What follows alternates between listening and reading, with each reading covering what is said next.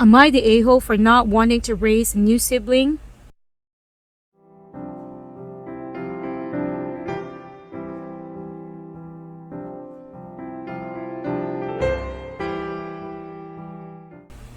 I am a 24-year-old woman who just finished with my bachelor's degree and started my first professional job. I have a rough childhood growing up. My father was an alcoholic and my mother didn't really want to be a mom and she was out partying all the time. My sister is 16 now and I feel like she is my kid. We were left alone for days and even weeks at the time when I was growing up. My sister was much younger than me, so I took over the role of being a parent to her. I was the one who washed her hair and helped her with her homework and held her when she cried and made sure she had food to eat. My parents never did any of that for us.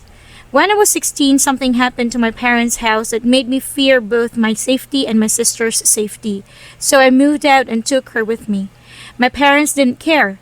I got 2 part-time jobs, went to school, raised my sister the best I could. We were very poor, but I could have given my life for her. Still would, and she's a really good kid. A few years ago, my father died and my mom remarried. The new husband is pretty much carbon copy of my father.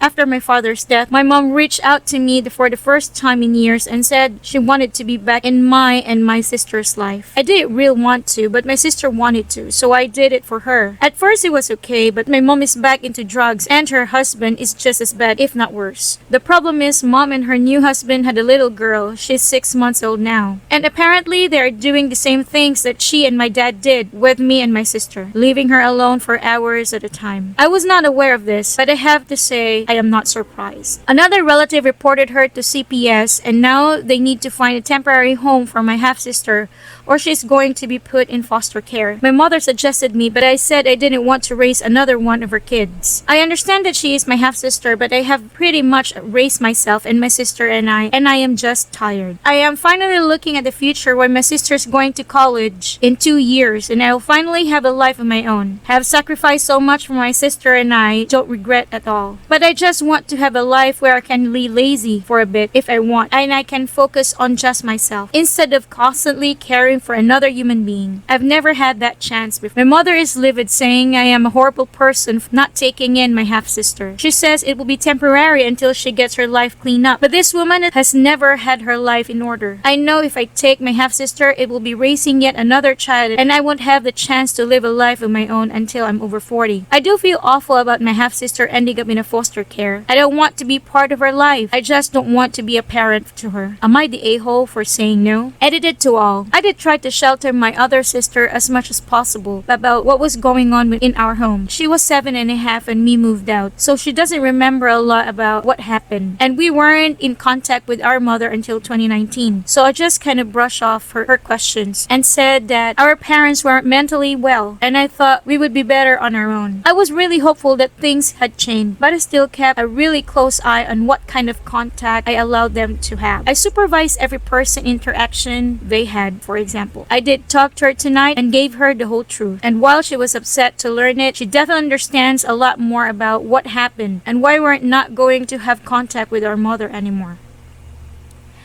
As for the relative who reported her CPS, she is not in the position to take on a baby due to a chronic health condition that is growing progressively worse. Does she though? She wasn't interested in raising her other daughters at any point in their lives. Why would she want the baby back when she's older? She has no interest in raising children. I guess she just doesn't want to feel like a failure. I know someone who adopted an older child out of foster care after parental rights were terminated. The process was quite long as the biological mom fought it every step of the way. The situation the child was in was very bad, severe abuse and neglect. She had made no effort to see the child in years. There was no question that rights should be terminated. Yet this last step of termination of rights was something she fought. It's not clear why she did, but we suspected it was a legal, public acknowledgement of how much she had screwed up her life. Yes, the sooner the child is out, the better. Courts give parents far too many chances to get their act together, further damaging children. Often by the time parental rights are terminated, children are too old or too damaged to be adopted. This is more selfishness from a woman who's already shown she's unfit. By her own sheer will and strength, Op rescued herself and her sister. This is not her responsibility, but she can certainly provide the testimony needed to rescue this half-sister and get her into a loving family home that would be so grateful. Op has done more than any child should ever have to. Parents who fail their children should not get a second, much less a third chance. She's probably afraid that if she gives her up for adoption, she'll look like a bad mother, ha ha ha ha. Op is NTA. It's a sad situation for the baby, but not of your making, and no need for you to sacrifice more years of your life for your mother's irresponsibility. I agree. Op, contact your baby sister's caseworker and explain how you grew up. Explain everything going on and that you've already raised one of your sisters and you just cannot do it again. I am sure they have a placement available for an infant where she will be safe. I'd also suggest you tell the caseworker that as your mother's daughter, you highly suggest that they do what they can to terminate parental rights as soon as possible and you are willing to testify at any and every hearing needed to do so. I am so sorry that you were put into that position as a child and that your mom is trying to put you in that position again. You are not selfish. You have behaved incredibly selflessly and you deserve the opportunity to build a beautiful future for yourself.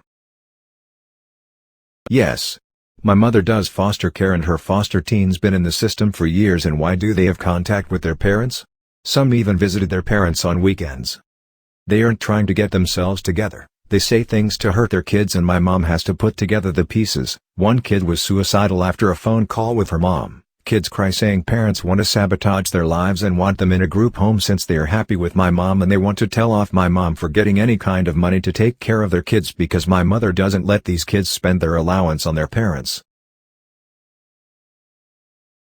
If you haven't done so already, you need to let CPS know about your situation as well. The fact that you had to move out at 16 and raise your 8-year-old sister proves that your mother shouldn't be allowed anywhere near your stepsister.